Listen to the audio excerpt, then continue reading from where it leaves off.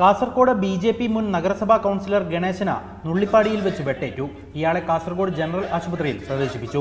ഹർത്താൽ തുടങ്ങി നിമിഷങ്ങൾക്കകം തന്നെ കണ്ണൂരിലെ അക്രമ പരമ്പരകൾക്കും തുടക്കമായി. രാവിലെ 6:15ഓടെ മുഖം മറച്ച് ബൈക്കിലെത്തിയ സംഘം റെയിൽവേ സ്റ്റേഷന് മുൻപിലെ റോഡിലൂടെ പോകുകയായിരുന്ന ഓട്ടോയും കാറും അടിച്ചു തകർത്തു. തലശ്ശേരിയിൽ ദിനേശ് ബീഡി ഡിപ്പോയ്ക്ക് നേരെ ബോംബെറിഞ്ഞെങ്കിലും പൊട്ടാതിരുന്നതിനാൽ അപകടം ഒഴിവായി. തലശ്ശേരി മേഖലയിൽ നടന്ന സംഘർഷത്തിൽ 2 CPM പ്രവർത്തകരുടെ വീടുകൾക്ക് നേരെ ആക്രമണമുണ്ടായി. വിവിധയിടങ്ങളിലുണ്ടായ സംഘർഷത്തിൽ 2 BJP പ്രവർത്തകർക്ക് പരിക്ക് പറ്റി. ഹർത്താൽ ദിനത്തിൽ CPM സംരക്ഷണത്തിൽ തുറന്നു പ്രവർത്തിച്ച ഇന്ത്യൻ കോഫി ഹൗസ് അടപ്പിക്കാൻ ഹർത്താൽ അനുകൂലികൾ ശ്രമിച്ചത് നേരിയ സംഘർഷത്തിനിടയാക്കി. ബാംഗ്ലൂരുവിൽ നിന്നും വന്ന KSRTC ബസിന് നേരെയും സ്വകാര്യ വാഹനങ്ങൾക്ക് നേരെയും ബത്തേരിയിൽ വെച്ച് ഹർത്താൽ അനുകൂലികൾ കല്ലെറിഞ്ഞു. വയനാട്ടിൽ 13 BJP പ്രാദേശിക നേതാക്കളെ പോലീസ് കരുതൽ തടങ്കലിൽ എടുത്തു. മാനന്തവാടിയിൽ വ്യാപാര സ്ഥാപനങ്ങൾ തുറന്നു. അതേസമയം പുൽപ്പള്ളിയിൽ ഷാജി ടെക്സ്റ്റൈൽസ് ഹർത്താൽ അനുകൂലികൾ അടിച്ചു തകർത്തു. ഹർത്താലിൽ കോഴിക്കോട് ജില്ലയിലും ആക്രമണ പരമ്പരയാണ് അരങ്ങേറിയത്. നിരവധി സ്ഥലങ്ങളിൽ കടകൾക്ക് നേരെയും യാത്രക്കാർക്ക് നേരെയും ആക്രമണമുണ്ടായി. കൊയിലാണ്ടി, പയ്യോളി, നാദാപുരം ഉൾപ്പെടെ വിവിധ സ്ഥലങ്ങളിൽ പോലീസും ആക്രമണത്തിനിരയായി. കൊടുവള്ളിയിലും ഓമശ്ശേരിയിലും കടകൾ തുറന്നെങ്കിലും അക്രമികൾ അടപ്പിച്ചു. വിവിധയിടങ്ങളിൽ റോഡ് ഉപരോധവും മാർച്ചുമുണ്ടായി. പലയിടങ്ങളിലും ഹർത്താൽ അനുകൂലികളെ പിരിച്ചുവിടാൻ പോലീസ് ലാത്തി വീശി. മലപ്പുറം എടപ്പാളിൽ BJP പ്രവർത്തകർ നടത്തിയ ബൈക്ക് റാലിക്ക് നേർക്കുനേർ CPM പ്രവർത്തകർ സംഘടിച്ചത് സംഘർഷത്തിൽ കലാശിച്ചു. തുടർന്ന് പോലീസ് ലാത്തി വീശി. തിരൂർ, പുറത്തൂർ, കാവിലക്കാട് ഹർത്താൽ അനുകൂലികൾ കടകളിലേക്ക് പെട്രോൾ ബോംബ് എറിഞ്ഞു. വീടുകൾക്ക് നേരെയും വാഹനങ്ങൾക്ക് നേരെയും കടകൾക്ക് നേരെയും വ്യാപക ആക്രമണം അരങ്ങേറി. ഹർത്താലുമായി ബന്ധപ്പെട്ട് തൃശൂർ ജില്ലയിൽ 3 BJP പ്രവർത്തകർക്ക് വെട്ടേറ്റു. വാടാനപ്പള്ളിയിലുണ്ടായ ആക്രമണത്തിന് പിന്നിൽ NDF ആണെന്ന് BJP ആരോപിച്ചു. തൃശൂർ രാമനിലയത്തിന് മുന്നിലെ സംസ്ഥാന പിന്നോക്ക വിഭാഗ വികസന കോർപ്പറേഷന്റെ ഓഫീസ് ഹർത്താൽ അനുകൂലികൾ തല്ലിത്തകർത്തു. ശക്തൻ സ്റ്റാൻഡിൽ കർണാടക RTC ബസിന്റെ ചില്ല് കല്ലെറിഞ്ഞു തകർത്തു. സ്വരാജ് റൗണ്ടിൽ പ്രകടനത്തിനിടെ മാധ്യമപ്രവർത്തകർക്ക് നേരെ കയ്യേറ്റ ശ്രമമുണ്ടായി.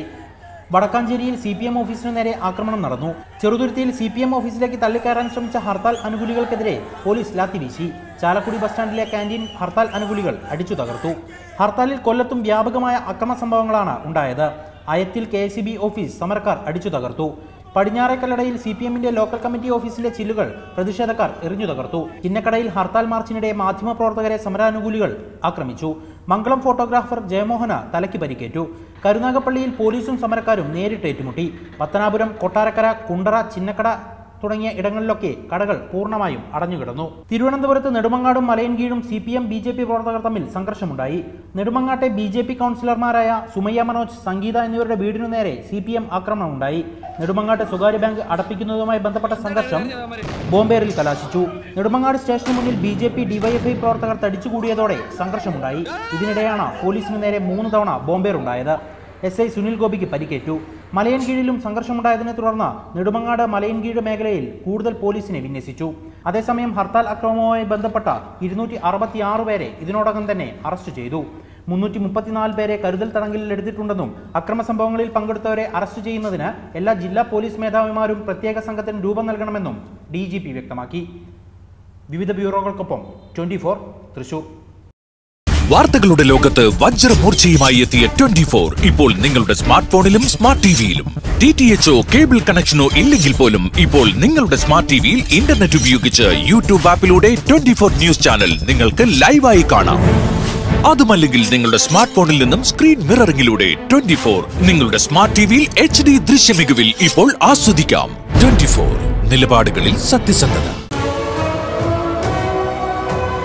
This is 24.